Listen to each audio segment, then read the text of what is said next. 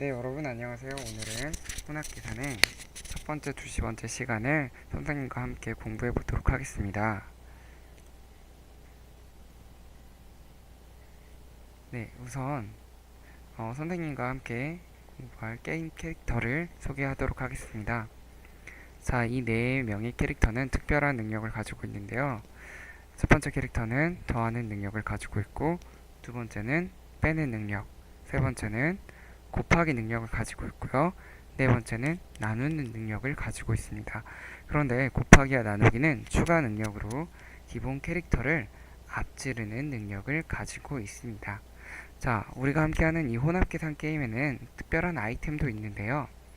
자, 게임 캐릭터 중간중간에 게임 캐릭터를 포함하는 괄호가 쳐질 때는 어떤 능력을 가지고 있냐? 가장 먼저 활동할 수 있는 능력을 갖게 됩니다. 가장 비싸죠.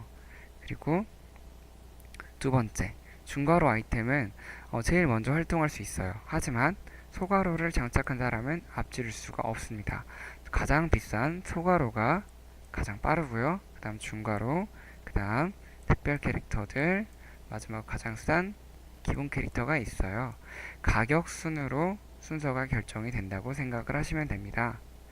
자, 그러면 이 게임 캐릭터들을 생각하면서 우리가 한번 이야기를 들어보도록 합시다. 별인의 반 학생 25명 중 6명이 야영을 가지 못한다고 합니다. 그래서 다른 반 학생 5명이 함께 가기로 했습니다. 야영을 가는 학생의 수는 몇 명일까요? 자, 여기서 먼저 일어난 사건이 무엇인지 찾아보도록 합니다. 화면을 잠시 멈추세요. 자, 찾으셨습니까? 자, 어떤 사건이 먼저 일어났을까요? 그렇죠. 별인의 반 학생 25명 중 6명이 야영을 가지 못한 것이 먼저 일어난 사건이겠죠. 자, 또 다른 사건이 있습니다. 그래서 어떻게 되었습니까? 다른 반 학생 5명이 함께 가기로 했다는 것이 또 다른 사건입니다. 이 두 사건 중에 먼저 일어난 사건은 A가 먼저 일어났겠죠. 자, 그러면 A 사건을 식으로 바꾸면 무엇일지 여러분이 적어보도록 합니다. 화면을 멈추세요. 자, 그러면 이번엔 B 사건을 식으로 바꿔보세요. 네. 자, 그런데 여기서 질문 하나 하도록 하겠습니다. 과연 A 사건을 풀지 않고 B 사건의 식을 만들 수 있을까요? 네. 답하셨습니까? 그렇습니다. 만들 수 없겠죠. 그러면 차례대로 풀도록 하겠습니다. A를 먼저 풀어보겠습니다. 25 빼기 6은 19가 되겠죠. 그러면 B 사건을 만들어 보도록 하세요. 19에서 5를 어떻게 해야 할까요? 그렇죠. 더해주면 되겠죠. 자, 그런데 항상 이렇게 우리가 따로따로 식을 두 개를 써주면 불편합니다. 그럼 어떻게 해야 할까요? 식을 하나로 만들어 줄 수 있습니다. 자, 사건 A, B를 한 번에 나타내면 이렇게 나타낼 수 있다 합니다. 자, 여기서 알 수 있는 건데요. 무엇을 알 수 있는 게 있는지 생각해 보세요. 자, 생각하셨습니까? 자, 화면을 항상 멈추세요. 선생님 질문을 할 때는.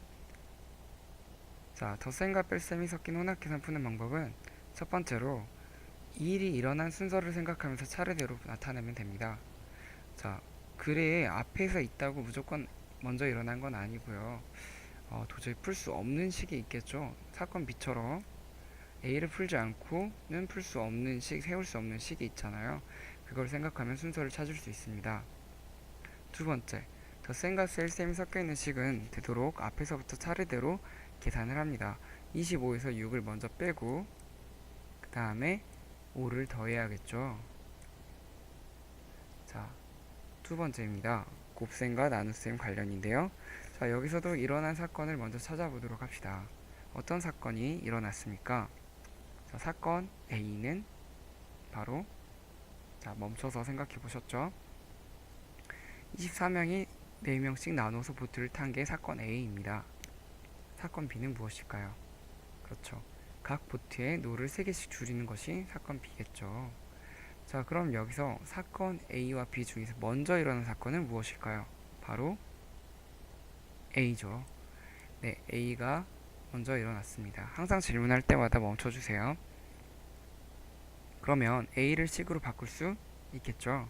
바꿔보도록 합니다. 네, 그러면 B를 식으로 바꿀 수 있을까요? 사건 A를 풀지 않고 B를 식으로 바꿀 수 있을까요? 네, 없겠죠. 자, 그럼 사건 A를 먼저 풀도록 하겠습니다. 24를 4로 어떻게 해야 될까요? 네, 푸셨을 거라고 생각하고 24 나누기 4라고 적을 수 있겠죠. 근데 B를 바꾸기 위해서는 A를 먼저 풀어야 할까요? 풀지 않아도 적을 수 있을까요? 네, 반드시 풀어야 합니다. 답은 6. 그래서 6 곱하기 3으로 해서 보트는 6개가 나왔고 보트 노 그래서 총 필요한 노는 18개가 되겠죠. 자, 그러면 이거를 각각 따로 이렇게 나눠 쓰면 너무 불편합니다.